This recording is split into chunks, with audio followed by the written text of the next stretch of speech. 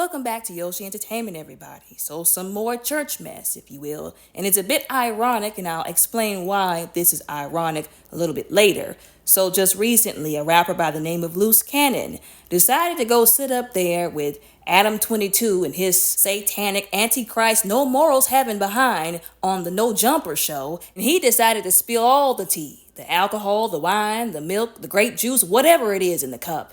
He spilled it on the show. For whatever reason, he came on there and decided to spill this information. I guess he said, well, since it's the year of exposure, might as well jump on the train. And he basically let everybody know that he was, well, I guess you could call it an entanglement, if you will, with Shaunie Henderson, who we used to all know as Shaunie O'Neal because she was involved with Shaquille O'Neal. Now, this rapper alleged that she was like his sugar mama, if you will, because at one point in time, right before she was about to get married to the preacher, Pastor Henderson, if you will, this woman called him up, this is what he alleged, and told him that she wanted to get her back blown out, if you will, right before the wedding, before she walked down the aisle with this preacher. And then he basically was like, okay, I guess, and she offered him $10K for this endeavor, if you will, and he was like, nah, that's not enough. Then she offered him $50K, and he was like, well, okay then. Now, I said this before, I'm gonna say it again. I don't want to see any more podcasts, any YouTube videos, any Reddit posts, any Rumble videos about women only being catty, gossipy, and kissing and telling, because there have been an alarming number of men who have been getting onto these podcasts and just gossiping into oblivion. And before anybody tries to say, oh, well, he has the right to tell his truth, he's exposing her. No, he's exposing them, allegedly, if all of this is true. Like I said, it's allegedly right now. But if that is the case, he's exposing the both of them. He's not some victim. He was a willing participant in mutually agreed upon and premeditated debauchery. And he should be ashamed of himself, also, like I said, for messing around with a woman that was engaged right before her marriage to a pastor.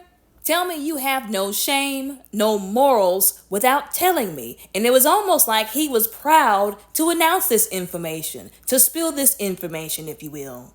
You would think as a man, he would think to himself and say, well, you know what? I would never want the woman that I was in love with or had feelings for or just wanted to screw around with to do this to me with some other dude, despite how much he offered her money-wise. So I'm not going to do this to this guy. I don't know him. Some people could say, oh, well, he didn't owe him nothing. You owed him basic respect and common decency. That's why these kind of debaucherous acts and mentalities like this are running amok in our community as we speak right now, because people have no respect for themselves or other people. I want y'all to really think about this. This man essentially prostituted himself to this woman for $50K. And I'm not here to condemn him. I'm not the almighty judge. I'm just saying we've lost our way when we are accepting of this kind of behavior, this kind of lack of morals, like I said, even going so far as to brag about it or be proud about it, come out and talk about it like it's something that we shouldn't look back on and be like, I really shouldn't have done that, especially if it could fall under the category of illegal activities, because the last time I remembered, you having sex with somebody for money was illegal. Was it not? But I guess he wasn't thinking about that while he was so busy trying to get his little 5 minutes of clout.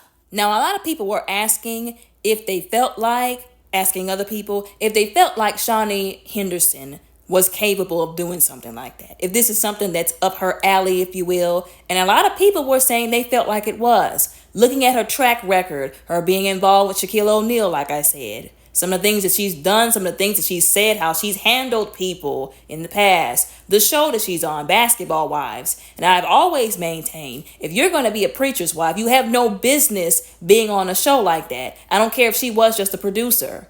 It don't matter. When there is somebody who is a preacher, pastor, man or woman of the cloth, they need to be married to somebody who is a preacher, pastor, or woman of the cloth, whatever it is. Now, part of that I feel like falls on the pastor.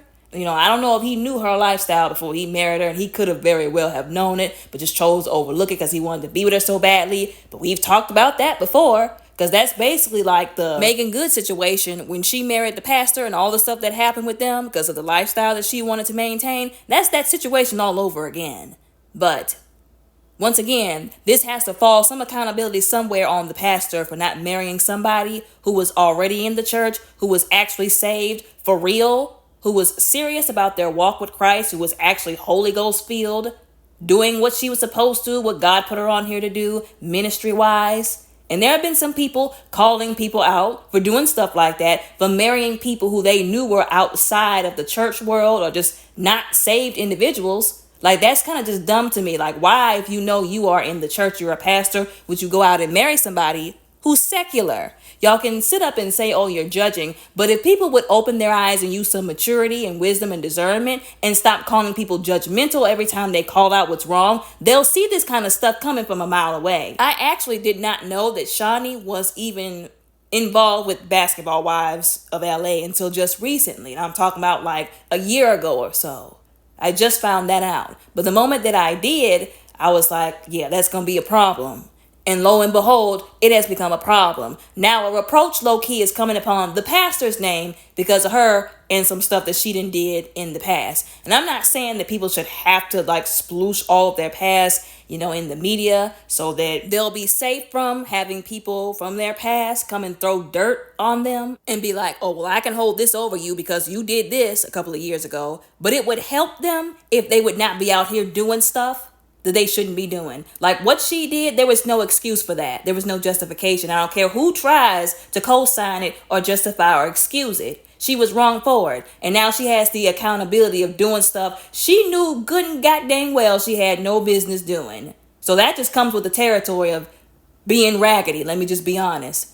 And it would also help if, once again, you're going to sit up and marry a preacher, you need to have your life together. You need to be actually saved. You need to be about that life. And you're not going to be about that life, then you need to be away from these pastors. You trying to be in a position, be married to somebody, and you don't actually want to be in that position, or you don't want to do what it takes to be married to that person or do the right thing, everything's going to crumble.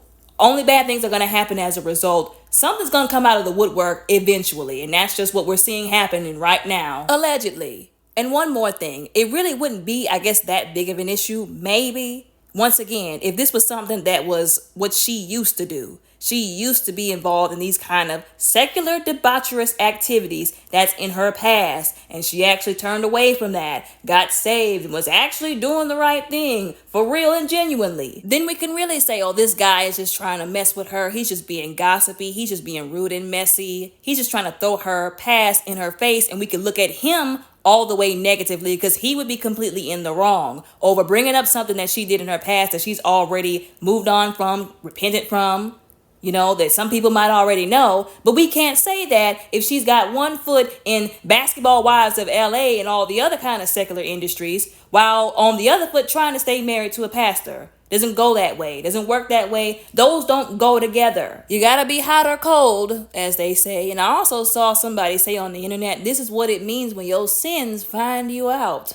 And isn't that the truth? Oh, and I almost forgot. So the reason why I said this was ironic to me was because allegedly, apparently, Bishop T.D. Jakes is something along the lines of a mentor, if you will, to Pastor Henderson.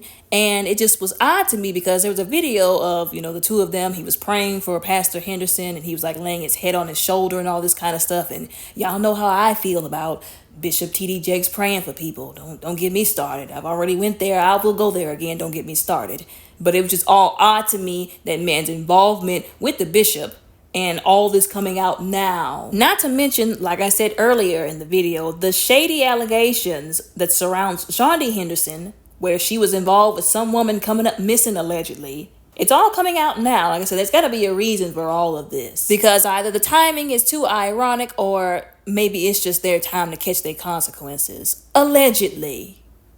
Anyways, y'all let me know what y'all think and how y'all feel about all of this down in the comments below. Respectfully, don't forget to like and subscribe. Y'all all have a very blessed, beautiful, and safe day.